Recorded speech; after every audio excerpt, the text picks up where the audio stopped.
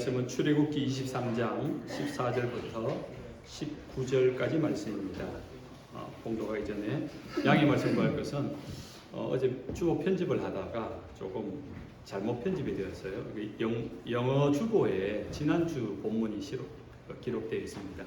그래서 영상으로 화면을 보시고 그리고 또 수정해서 고치려고 하니까 프린터기가 주보 요만큼 출력하고 또 고장이 나버렸어. 그래서 지금 영어 주보는 수정을 못했습니다. 양해하시고 앞에 영상을 통해서 영어는 보시고 한글 주보는 그대로 본문 맞으니까 참조하시면 되겠습니다. Just I'll let you know the written summary of the sermon wasn't by mistake. It was written previous sermon. So today that's why he just showed today's sermon in English. So you pay attention to that, right? 출애굽기 23장 14절부터 19절까지 함께 합독하겠습니다. 너는 매년 3번 내게 절기를 지킬지니라. 너는 무교병의 절기를 지키라. 내가 내게 명령한 대로 아비벌의 정한 때에 이래 동안 무교병을 먹을지니 이는 그 달에 내가 애굽에서 나왔음이라. 빈손으로 내 앞에 나오지 말지니라. 맥추절을 지키라. 이는 내가 수고하여 밭에 뿌린 것에 첫 열매를 거둠이니라. 수장절을 지키라. 이는 내가 수고하여 이룬 것을 연말에 밭에서부터 거두어 저장함이니라. 내 모든 남자는 매년 3번씩 주 여호와께 보일지니라. 너는 내 제물의 피를 유교병과 함께 드리지 말며 내 절기 제물의 기름을 아침까지 남겨두지 말지니라. 내 토지에서 처음 거둔 열매의 가장 좋은 것을 가져다가 너희 하나님 여호와의 전에 드릴지니라. 너는 염소 새끼를 그 어미의 저주로 삼지 말지니라. 아멘. 오늘은 절기상 맥추 감사 주일입니다. 구약 시대의 3대 절기는 오늘 본문에 무교절로 나왔는데 무교절로 시작되어지는 유월절과 맥추절 그리고 수장절 이렇게 오늘 본문에 나왔는데 또 다른 말로 장막절 그렇게 이야기합니다. 유월절, 맥추절, 장막절이 유대인의 구약 시대의 3대 절기입니다. 오늘날 이 시대의 교회들도 절기를 지킵니다. 현대교회는 크게 4개의 절기를 지키죠. 우리가 알고 있는 예수님 오신 날 성탄절, 부활하신 날 부활절, 그리고 이렇게 첫 열매의 감사에 대한 1년의 절반이 되었을 때 7월 첫째 주를 지키는 맥추감사절, 그리고 가을에 모든 수확을 추수하며 감사하는 추수감사절, 그렇게 크게 현대교회는 4개의 절기를 지킵니다. 그런데 이름이 조금이 다를 수 있겠지만은 구약 절기의 의미를 현대교회는 그대로 개성을 하고 있습니다. 왜냐하면 유월절은 구약의 유월절은 이스라엘 백성들이 종되었던 노예 생활을 하던 출애굽에서 구원을 받고 자유를 얻은 것에 대한 그것을 기념하여 지키는 것이 유월절입니다. 예수님이 이 땅에 오신 날 성탄절, 또 예수님이 십자가에 죽으신 부활절, 그렇게 오신 예수님을 유월절 어린 양이라고 이야기합니다. 예수님이 오셔서 대신 죽으심으로 번제물의 희생양으로 죽으심으로 우리의 죄가 용서를 받고 죄의 노예 생활을 하던 우리가 자유를 받았기 때문에 예수님을 특별히 유월절 어린 양이라고 합니다. 그리고 예수님 십자가에 죽으신 날이 유월절 기간에 죽으시고 부활하셨기 때문에 이 부활절은 유월절의 의미를 그대로 이어가고 있습니다. 맥추절은 밀과 보리의 농사를 짓고 첫 수술을 할 때, 첫 번째 단을 거둘 때, 첫 열매에 대한 감사를 가지고 하나님께 감사하는 날입니다. 이 맥추절은 바로 예수님이 부활하시고 50일이 지난 오순절 때 보혜사 성령님이 이 땅에 오셨을 때에 그 날이 바로 오순절, 다른 말로 오순절 그리고 맥추 절기 때 오셨습니다. 하나님께서 역사적으로 행하시는 그 모든 타이밍이 이 절기의 때를 맞추어서 진행하고 있음을 보게 됩니다. 그럼 남아있는 것이 무엇입니까? 장막절, 수장절, 오늘날 추수감사절이 남아있습니다. 이 추수감사절은 무엇입니까? 1년의 모든 농사를 마치고 모든 열매를 추수해서 장막 안에, 창고 안에 드리는 날이 추수감사절, 장막절입니다. 그럼 역사적으로 볼 때, 영적으로 볼 때 이 땅에 수많은 시대와 나라들이 있지만은 그 가운데서 하나님을 알지 못했던 백성들이 예수 그리스도로 말미암아 구원을 받고 마지막 최종적으로 하나님 나라에 그 구원받은 백성 한 사람 남김없이 다 하나님 나라로 들어가게 되어지는 최종적인 영적인 장막절, 그 추수감사절날, 그때는 하나님의 마지막 완성의 구원의 완성의 날이 됩니다. 그날이 우리에게서는 영원한 장막절이 되겠죠. 그러므로 우리는 먼저 구원을 받은 자로서 이 땅에 추수할 열매에 씨를 뿌리고 열매를 거두고 구원할 백성들을 찾아내어서 하나님께로 인도해가는, 그래서 한 영혼을 구원하기 이르는 그 추수하는 열매를 하나님의 나라로, 그 장막으로 드리는 것이 오늘 저와 여러분의 사명이고 우리 평생에 해야 될 일이라는 것입니다. 구약시대 3대 절기 유월절, 맥추절, 장막절에 공통점이 있습니다. 이 절기를 지키는 공통적인 방법은 감사함으로 지키라는 것입니다. 유월절은 구원받음에 대한 감사를 기념해서 만든 절기입니다. 장막절은 그의 모든 농사와 수확에 대해서 열매 맺음을 거두어드림에 대한 감사입니다. 그리고 오늘 우리가 지키는 이 맥추감사절은 한 해의 농사가 시작되고 첫 열매를 보았을 때 그 첫 열매를 가지고 하나님께 감사합니다. 추수감사절과 맥추감사절에 비슷한 점이 있지만 열매를 거둔다는 것에 대한 비슷한 점이 있지만 다른 점이 있습니다. 추수감사절은 모든 그 해의 모든 열매에 대한 감사입니다. 모든 수확에 대한 감사이고, 맥추감사절은 첫 열매에 대한 감사인 겁니다. 근데 이 첫 열매가 왜 중요한가 하면은 첫 열매가 맺힐 때 두 번째 열매를 우리가 소망할 수 있습니다. 지금 우리 집사님들 가정마다 텃밭이나 화분에다가 뭐 야채를 많이 심지요. 뭐 상추, 고추, 또 뭐 가지, 토마토 뭐 하나씩은 다 있잖아요, 그죠? 저도 한 달 전에 좀 심었습니다. 그러니까 벌써 이제 꽃이 피고요, 키가 이만큼 자랐습니다. 깻잎도 심었고, 케일도 심었고, 토마토도 심었고, 뭐 여러 가지 심었는데 그게 뭐가 열릴지는 모릅니다. 열매가 열려봐야 알아요. 근데 토마토가 하나를 딱 열리면은 우리는 두 번째 토마토가 열릴 것을 알고 있습니다. 첫 번째 열매가 가지는 중요한 의미입니다. 첫 번째는 그 다음을 약속하는 겁니다. 예수님께서 십자가에 죽으시고 부활하셨을 때 그 부활하신 예수님을 지칭하기를 부활의 첫 열매가 되셨다고 합니다. 예수님이 하나님의 신적인 능력으로 혼자 부활해서 사는 것이 아니라 내가 부활했기 때문에 너희들도 나를 믿는 자는 죽어도 살겠고 라는 그 약속의 말씀이 이루어지는 겁니다. 예수님이 부활하심을 사람들이 보았습니다. 부활하신 그 몸을 만져보았습니다. 부활하신 주님이 먹는 것을 보았습니다. 그 예수님을 통해서 부활한 다음에는 우리가 어떤 모습이 되겠구나를 예상할 수 있는 것입니다. 그래서 이 첫 열매는 전부를 의미합니다. 출애굽을 할 때 애굽 안의 모든 장자들, 첫째 아들들이 다 죽임을 당했습니다. 그 일로 인하여 바로 왕이 항복을 하지요. 바로 왕은 알았던 것입니다. 첫째 장자가 죽을 정도면 이 애굽 전체를 죽일 수도 있는 하나님이구나. 전체를 의미한다는 걸 알았습니다. 그래서 항복하고 이스라엘 백성들을 내어보낸 것입니다. 그래서 우리 인생 가운데 첫 열매를 맺게 되어지는 것. 우리 아이들이, 그래요. 제가 목사이다 보니까 아이들하고 이런 이야기들을 해요. 제가 젊은 시절 신앙생활 맥주감사절 때 옛날에 어떻게 했느냐. 제가 첫 전도사 하면서 첫 번째 사례를 받은 거를 첫 번째 열매니까 이건 하나님께 드렸다. 근데 그냥 그렇게 이렇게 이야기한 이야기인데 아이들이 고지 듣고 아빠 나도 나중에 취직을 하면은 첫 월급은 하나님께 드릴 거야. 이런 이야기 하는데 기특하더라고요. 그걸 받아들일 수 있고 그걸 이해할 수 있다는, 그 의미를 이해할 수 있다는 건 굉장히 중요합니다. 하나님께서 이 맥추절을 지킬 때, 이 절기를 지킬 때 이렇게 말씀하십니다. 너는 그 절기를 반드시 지켜라. 감사함으로 지켜라.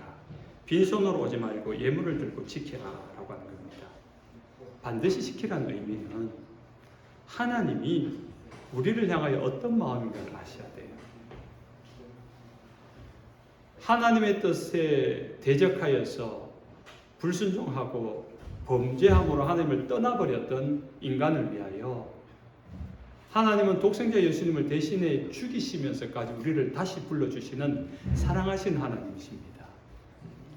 어떻게든지 우리가 하나님의 사랑을 받고 그 은혜 속에 다시 돌아오기를 바라는 것이 주님의 마음입니다. 우리를 사랑한다는 것을 전제로 하고 있어요. 얼마만큼 사랑한다고요? 자기가 대신하여 죽으시기까지 사랑한다는 겁니다. 이 설교를 듣고 있는 여러분 부모님은 이 말씀을 이해할 겁니다. 여러분의 자녀들이 아프거나 여러분의 자녀들이 어쩌면 죽어가고 있을 때 우리의 부모된 마음은 내가 죽어서 저 아이를 살릴 수 있다면 내가 대신 죽겠다 하지 않겠습니까? 아마 보통의 부모들은 그것이 당연한 선택일 겁니다. 그것이 사랑입니다.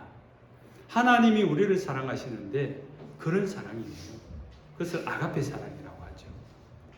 그래서 자신을 십자가에 내어 죽으시면서까지 우리를 사랑하시는 하나님이시 우리를 향하여 맥추절기를 6월절 절기를 우리가 부활절기를 반드시 지키라고 하는 데는 우리를 향하여 선하고 의로운 계획이 있기 때문이라는 것입니다.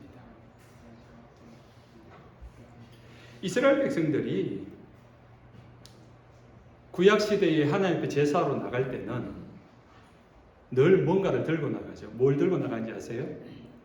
부자는 숫소를 가지고 나가고 조금 덜 부자는 양을 가지고 나가고 그것도 할 수 없는 가난한 사람은 비둘기를 잡아서 가고 그것조차도 살 돈이 없는 진짜 가난한 사람은 곡식을 곱게 빻아서 가져갑니다.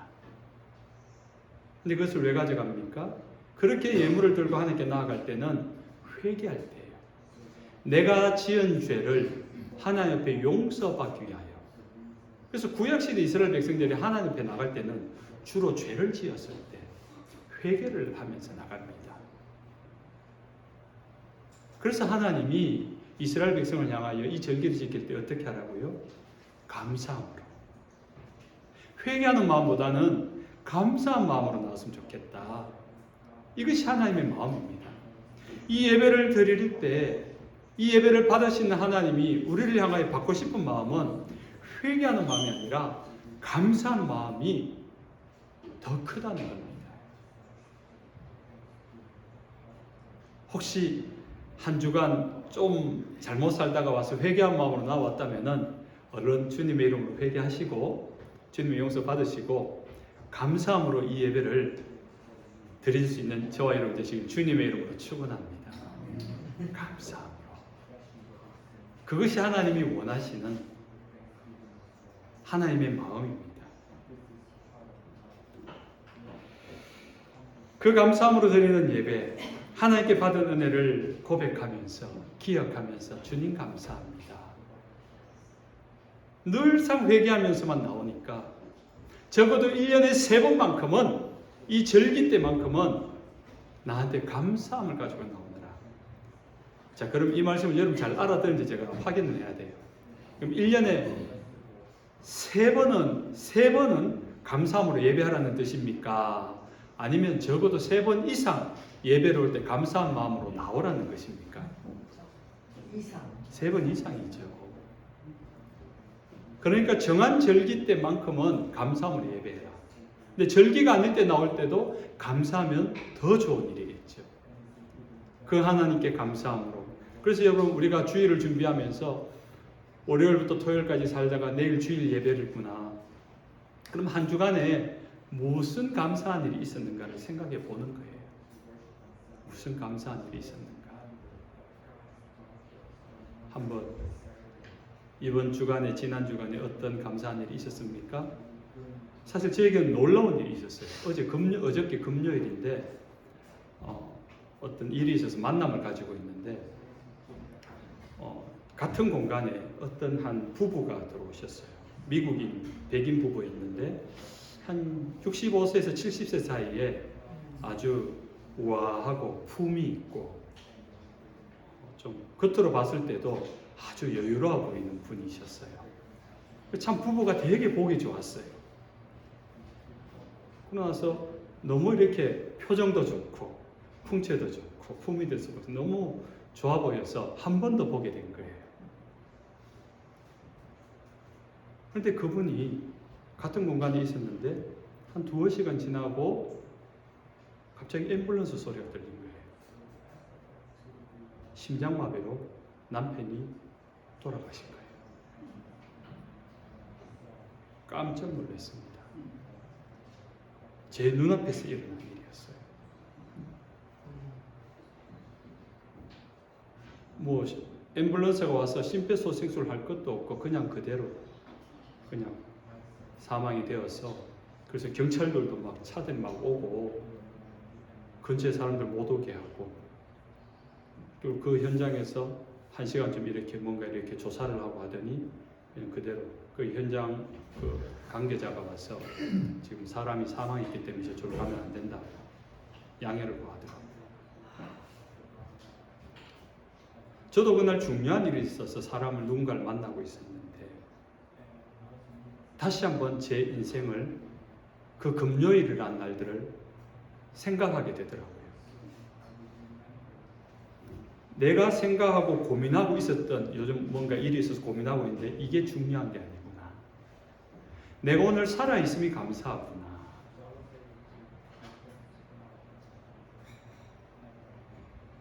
사실 제가 그 두 부부가 너무 품위가 있고 좋아 보여서 제가 물어보고 싶었어요.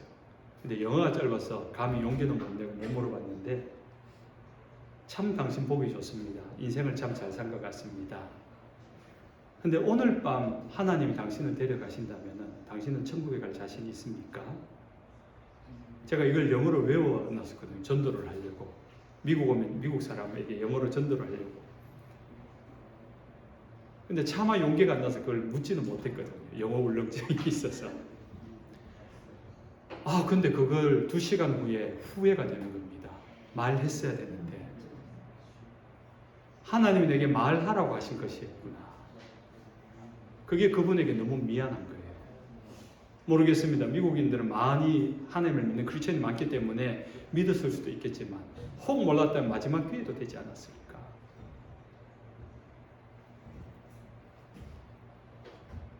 그래서 제 삶에 대해서 다시 한번 돌아보게 되어지는 지금 뭐 골치 아픈 일이 있고 뭔가 어려운 일이 있고 이런 데 휩싸였지만 그럼에도 불구하고 그게 중요한 게 아니다. 그러다가 그 자리에 그 사람이 나였다면은 내가 이런 세상의 일들을 고민하다가 갑자기 심장마비로 주님 앞에 섰다면 얼마나 부끄러울까, 얼마나 후회가 될까. 그게 생각이 되는 거예요. 그래서 그날 저녁에 와서 우리 아이들하고 집에서 기도회를 했습니다. 하나님 뜻이 뭘까를 생각하면서 살자. 그래서 요즘 저녁마다 우리가 매일 기도회를 하고 있습니다. 우리 가족들이 좀 충격을 먹었습니다. 다시 한번 하나님을 향하여 시선을 모으고 다시 한번 하나님의 뜻이 뭔가, 하나님의 마음이 뭔가를 구하면서 기도하면서 보내고 있습니다.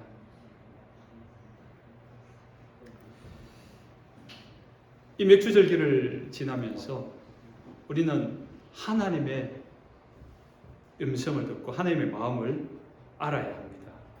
절기를 지키며 나올 때 하나님이 이렇게 말씀합니다. 빈손으로 내 앞에 나오지 말지니라. 15절이죠. 그리고 19절에 내 토지에 처음 거둔 열매에 가장 좋은 것을 가져다가 너희 하나님 여호와의 전에 드릴지니라. 밀농사를 짓고 첫 낫을 대면서 첫 단을 추수한 그날부터 50일 동안 추수를 하게 됩니다. 그렇게 처음 추수한 것 중에 가장 좋은 것을 하나님 앞에 이것은 하나님이 주신 것입니다 라고 감사함으로 드리는 것이 맥주 감사절입니다. 그렇게 하려면은 하나님에 대한 이것을 주시니까 하나님이라는 것에 대한 믿음과 기쁨이 없이는 불가능한 일입니다. NIV 번역으로 영어 성경으로 이렇게 기록되어 있습니다. 3 times a year you are to celebrate a festival to me. 한국말로 이렇게 번역이 된다면은 이 절기를 맥주 절기를 지키는 방식이 축제처럼 즐기라는 거죠. 제가 해석이 짧지만은 뭐 해석을 찾아보니까 그런 의미더라고요. 이 예배를 나오고 이 절기를 지키는데 우리가 우리의 가진 소유물을 가지고 들고 나와서 드리는데 그것이 마치 축제에 가는 것처럼 마음이 설레고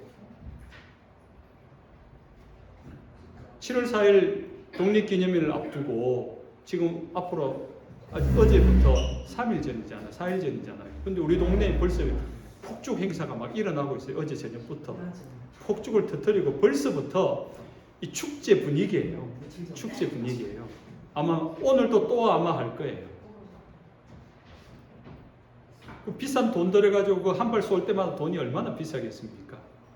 근데 그 가치보다 더 큰 기쁨이 있다는 거죠. 그 기쁨을 위하여서 그 정도는 할 수 있다는 거죠. 우리가 하나님을 향하여 예배할 때, 하나님 뜻을 따라 살아갈 때 그런 기대감, 그런 기쁨, 그런 가치 안다는 겁니다. 하나님의 마음을 모르면 지키기 어려운 것이 이 절기입니다. 여러분 우리는 늘 하나님께 받기만 한 존재 아닙니까? 죄를 용서받았고 은혜를 받았고 도움을 받았고 고침을 받았고 사랑을 받았고 늘 우리는 받은 것밖에 없어요. 가만히 보면은 우리의 모든 기도는 받는 걸로 끝나요. 주세요로 끝나요. 하나님 도와주세요. 하나님 이렇게 해주세요. 하나님 이거 저거 주세요 주세요 주세요. 늘 우리의 기도는 90% 이상이 달라는 기도였고 늘 주님의 응답은 우리에게 주시는 것이었습니다. 그런 우리가 하나님을 향하여 드릴 수 있다는 것은 굉장히 큰 변화이죠. 성경도 받는 자보다 주는 것이 복이 있다. 창세기 사도행전 20장 35절에 밝히고 있습니다. 우리 인생도 한번 생각해 보십시오. 여러분의 인생이 누군가에 계속 도움을 받고 뭐 좋은 거 받으면 좋지요. 근데 그렇게 받는 인생이 좋은 인생입니까? 누군가에 그렇게 자꾸 주는 인생이 풍족한 인생입니까? 주는 것이 풍족하고 주는 분이 더 부자인 거죠.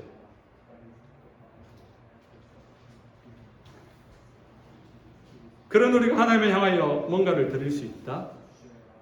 창조주이신 하나님이 뭐가 부족하겠습니까? 근데 피조물인 우리가 창조주 하나님을 향하여 드릴 수 있는 것이 있다. 이게 특별한 겁니다.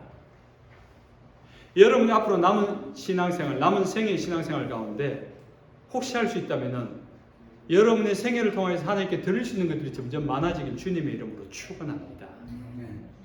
내 시간도 드리고 내 소유도 드리고 내 재능도 드리고 내 능력도 드리고 하나님이 기뻐하신 뜻대로 나를 그렇게 내어드리는 겁니다.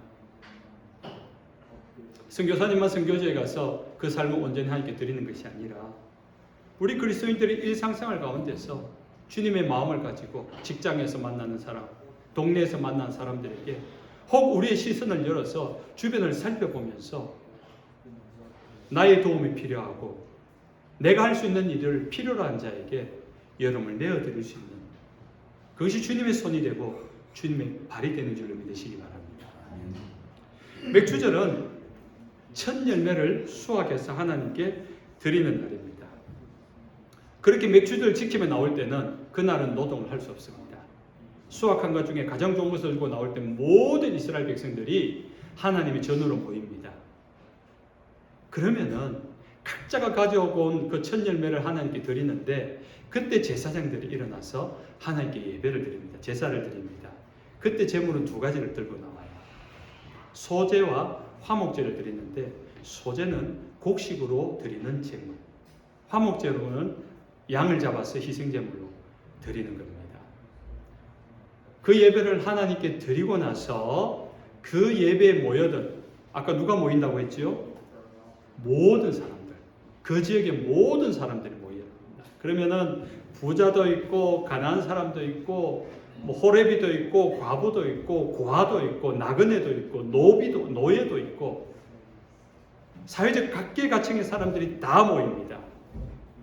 그러면 그곳에 모인 사람들이 화목제물 예배를 드리고 난 다음에 그 드려진 것 이후에 함께 음식을 나눠 먹습니다. 그 음식을 나눠 먹는데 부자라고 더 좋은 음식 먹고 가난하기 때문에 별로 안 먹고 아니라 똑같이 나눠 먹습니다. 하나가 되는 거죠. 가족이 되는 거죠. 화목하게 되는 거죠. 하나님께 먼저 예배를 드리면서 하나님과 화목합니다. 예배 이후에 그 모여든 사람들과 함께 떡을 떼면서 음식을 나누면서 사람들과 이웃들과 화목하게 되는 것입니다.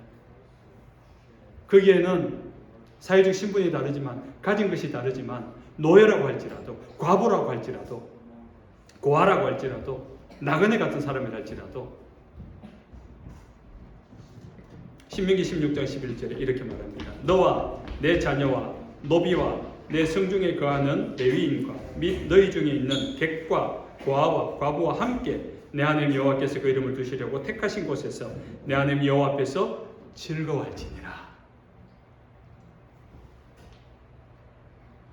이것을 오늘날 그대로 우리 스크린턴에 적용하면요, 우리가 이 절기를 짓고 이 예배를 드릴 때, 우리가 이 예배를 올 때 길에 가는 노숙자들을 함께, 어제 필라델피아에 있는 켄싱턴 거리에 있는 그 마약에 중독되어 있는 그런 사람들과 함께 나누어 먹는 겁니다. 그리고 함께 즐거워하는 거예요. 내가 많이 가졌고 내가 좋은 것을 먹기 때문에 즐거워하는 것이 아니라 내가 가지는 그 즐거움을 그들도 느낄 수 있도록, 그들도 기뻐할 수 있도록, 이것이 하나님 앞에 드려지는 예배이고 절기입니다. 그래서 우리가 하나님 앞에 이 절기를 지키며 이 예배를 드리며 나올 때마다 우리는 기억해야 될 것이 있습니다. 첫째는 하나님입니다. 그 하나님과 함께 나는 즐거워하고 있는가? 이 예배를 나는 기대하며 즐거움으로 드리고 있는가? 두 번째, 나는 내 이웃을 기억하고 있는가? 고아와 과부와 나그네라는, 어쩌면 이 땅에 우리 주변에 살아가고 있는 사회적 약자들, 도움이 필요한 자들을 기억하고 그들도 함께 이 즐거움을 알게 하고 있는가? 그들과 함께 즐거워할 수 있다면 그것이 하나님께서 기뻐 받으시는 예배라는 것입니다. 이 절기와 예배는 함께 누리는 것이에요. 너 혼자 쓰고 있으니 너 혼자 잘 먹어라. 이만큼 추수했으니 너 혼자 배부르게 먹어라. 아닙니다. 땅이 없고 추수할 것이 없는 자들에게 나누어 주면서 그들도 이 추수의 즐거움을 맛보게 하라는 겁니다. 그것이 이 땅을 살아가는 동안 우리 그리스도인들이 가져야 될 삶의 자세라고요. 여러분이 가진 것이 있으십니까?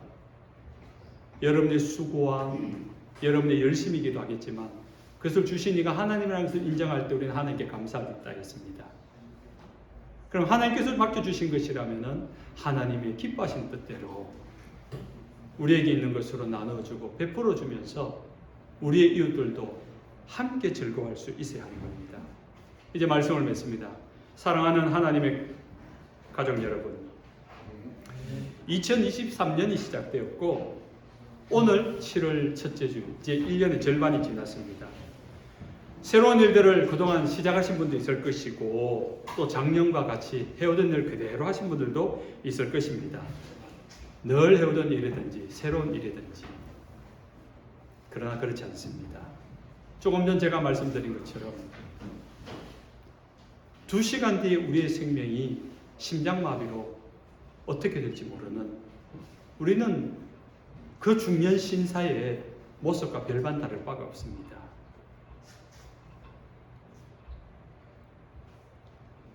하나님이 지켜주셔야지 우리는 오늘을 호흡할 수 있고 하나님이 보호하셔야지 이 예배도 드릴 수 있는 것입니다. 여러분이 가진 것이 있고 여러분이 할 수 있는 그 무엇이든지 그것은 하나님이 여러분에게 주신 선물인 것을 기억하십시오. 그리고 감사하십시오. 그리고 그것을 기뻐하십시오. 그래서 여러분의 기쁨에서 더 많은 사람들의 기쁨으로 사용하시기를 주 예수님 이름으로 축원합니다.